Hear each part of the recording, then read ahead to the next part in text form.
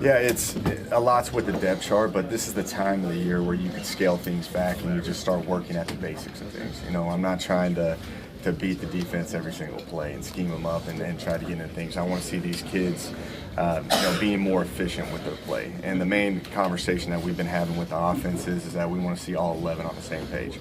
And with our installs, we get to very base stuff, and we just want to see technique. We want to see assignments, alignments, just execution of what we're trying to accomplish. And you know, it's our time too as coaches. We've sat down for the past 2 months and been tweaking things of what we want to change for the spring, and we're getting a lot of good tape out there. And as you saw yesterday, we didn't, you know, some of the pictures, we didn't even have football helmets on yesterday, so it was more of teaching and a lot of individual work and just trying to work at the little things to get these kids on the same page.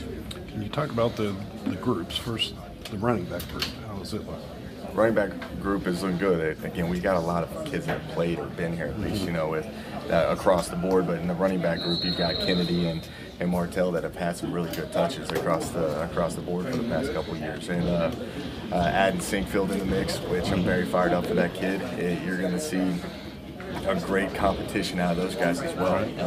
You know, Sinkfield is, you know, he had an opportunity last year, I thought, that could play for us, but, you know, we were so loaded with running backs that it was in best intentions for him just to redshirt, and now you're going to see him compete and try to get on the field. So with that group of running backs, very pleased with him. What about the receivers?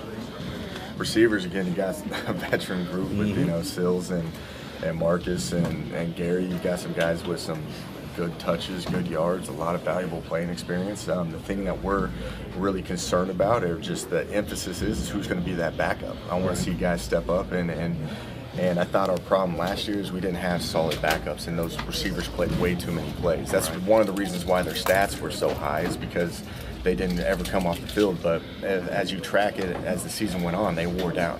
And we want to be able to rely on some other people to step in there and make some plays for us, so we're not constantly, you know, running these kids into the ground, so we can give them a breather at times. But with Don Maiden and the strides he's making so far, I'm pleased with him, but I need to see some consistency and see how long that lasts. What about TJ? TJ, it's good seeing him too. You know, he's a great addition, especially with Cron leaving. You've got a guy that's a little more older, mature, so that kind of separates the classes out a little bit. But he's definitely out there running around, and hopefully he can give us that spark. You also look at Reggie Roberson as well. He's got that speed, and he's been having a great offseason so far.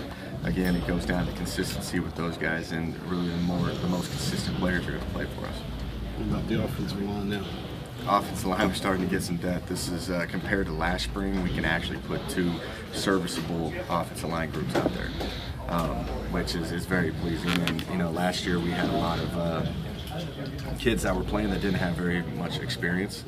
Now they're building off of that. So where Coach Wick is in terms of the progression of the line, he doesn't have to go through a lot of the base stuff where these kids have repped it and seen it already. So we went down to the basics yesterday, and you know, we were just doing like an inside zone, and we just dissected it, and we ran it versus every imaginable book possible where these kids are making calls and communicating. And again, that's part of our emphasis, is all 11 on the same page, so our communication's got to be clear, where I want all these guys working together as one unit.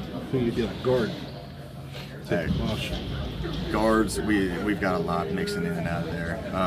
You got Isaiah Hardy, and you even got Kelly Wickline moving in from tackle down. You know, Coach Wickline plays a lot of different bodies like that. You've got Josh Sills, who got some valuable experience there, and you got some of the young guys with Blaine Scott and Bryson Mays. Those guys are just all getting in the mix. But the thing that I'm pleased with is we're getting more scholarship alignment. You know, where we were taking hits and we didn't have enough numbers to put together a couple offensive lines, but now we're getting where we got 2 solid groups of scholarship offensive linemen.